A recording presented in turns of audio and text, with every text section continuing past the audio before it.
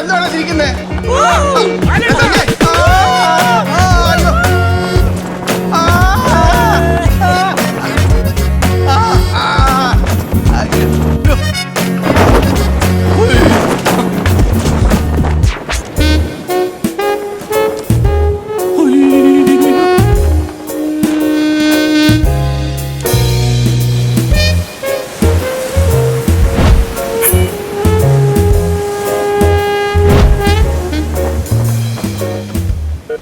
അതാമേ, Yes.